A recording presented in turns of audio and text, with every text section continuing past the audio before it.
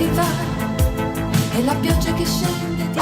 Come vorrei amarti meno.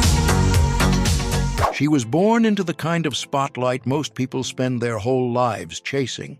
Romina Power's story didn't begin in Italy.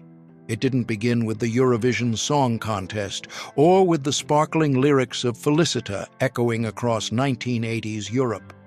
No, her story began in the glamorous, shadowed world of Golden Age Hollywood. She was the daughter of legendary actor Tyrone Power, a man whose name once lit up marquees from Los Angeles to London, and Linda Christian, the first Bond girl on screen. Romina was born in 1951 into privilege, cameras, and a fractured home. But barely 5 years later, everything would change.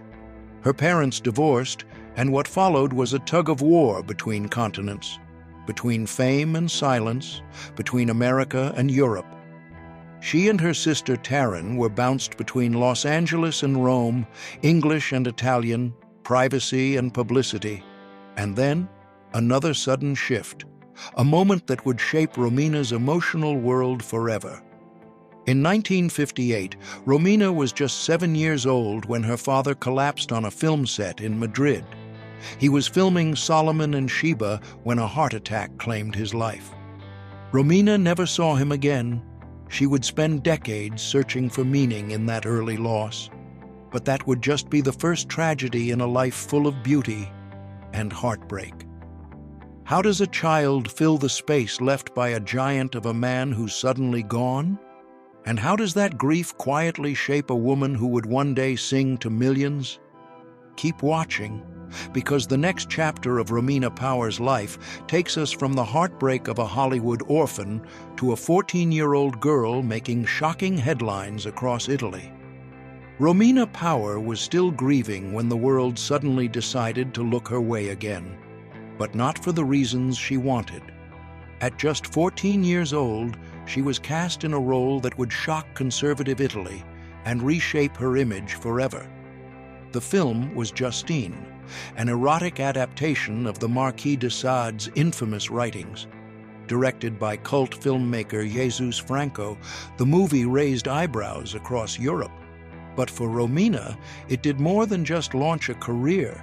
It created a narrative she would spend years trying to escape. She was still a child, yet on screen, she was being cast as a seductress. The media didn't hesitate.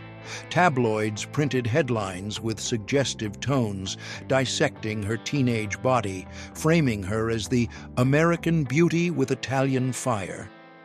It didn't matter that she was navigating grief. It didn't matter that she barely understood what she was being drawn into. And behind closed doors? Romina would later describe the film industry at that time as deeply exploitative.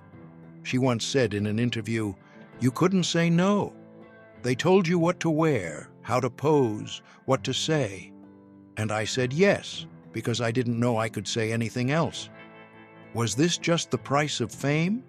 Or was Romina already being shaped by a system that didn't see her as a person, but a product? By the late 1960s, she had appeared in over a dozen films. Her name was well known, but the roles, always sexualized, always crafted by men, left her empty. She began writing poetry in secret, painting, and singing alone in her room. But fate, once again, had other plans. Because just when she was beginning to drift away from acting, a young man named Bano Carrisi walked into her life, and nothing would ever be the same again. Who was he? And why did Romina, the glamorous daughter of Tyrone Power, fall so deeply in love with a simple boy from southern Italy? What followed wasn't just a love story. It was the creation of one of music's most iconic duos. But beneath the music and romance, something darker was already taking root. And years later, the very thing that brought them together would rip them apart. Romina Power didn't need Bano Carrisi, at least not in the way the world assumed. He was a rising pop singer from the southern Italian countryside. Humble roots, no Hollywood legacy, no famous surname. She, on the other hand, was the glamorous daughter of movie royalty. Paparazzi followed her. Headlines used her name to sell copies. And yet, when they met on the set of the 1967 film Nel Sole, something unexpected happened. Romina didn't just fall in love with the music, she fell in love with the man behind it. Albano's earthy, passionate voice felt honest in a way her world never had.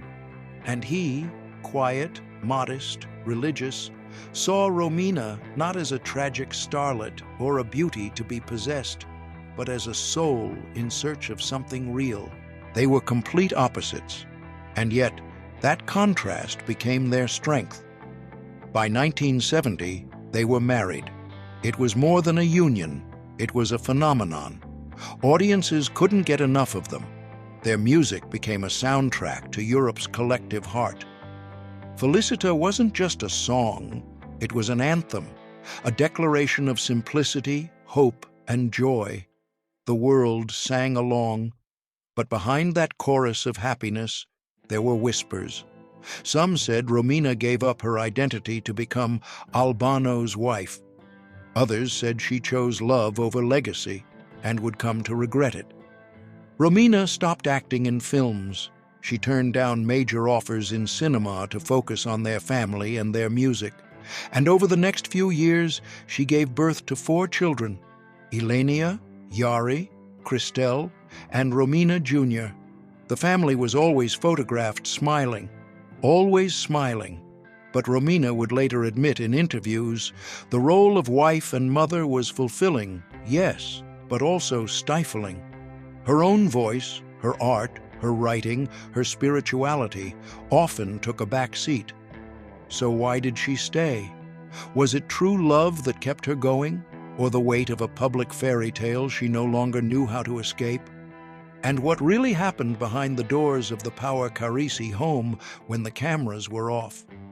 The world saw perfection, but Romina knew perfection was a performance, and soon the act would begin to crack. In 1994, everything shattered. Romina and Albano's firstborn daughter, Ylenia Maria Sole Carrisi, disappeared in New Orleans. She was 23, beautiful, intelligent, free-spirited. Ylenia had inherited her mother's poetic soul and her father's curiosity for the world. After years of academic achievement and travel, she had taken a solo trip across the United States to work on a book. She kept in touch with her family, often calling her mother from the road. But in January of that year, the calls stopped. Romina knew something was wrong. A mother always knows. Authorities would later discover that Ylenia had last been seen near the banks of the Mississippi River. Witnesses claimed she had been living with a street musician in a rundown hotel.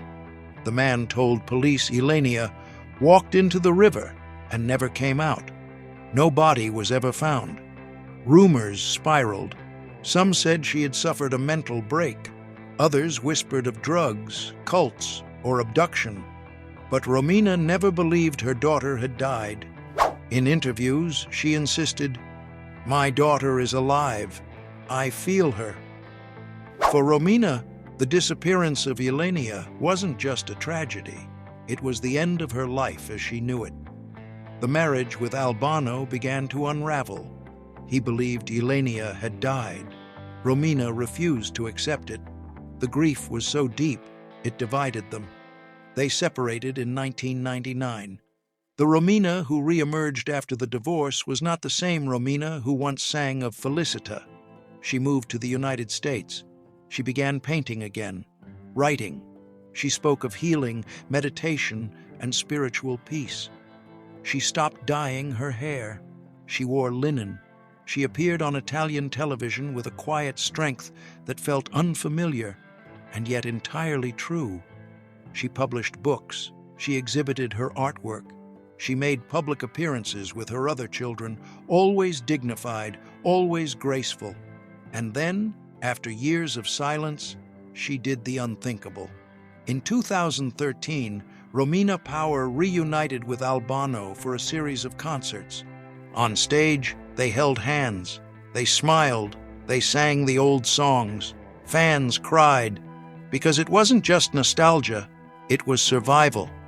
Romina had returned, not as a wife, not as a daughter, but as a woman who had been to the edge of grief and chose to keep singing.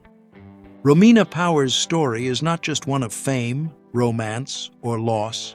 It's a story of identity, of choosing self over spectacle, of believing in hope, even when the world offers none. She has never stopped looking for Ylenia. She has never stopped believing in love, and maybe that's what makes her legacy so powerful. Because in a world that demands final answers, Romina Power reminds us that some songs are meant to linger unfinished and still be beautiful.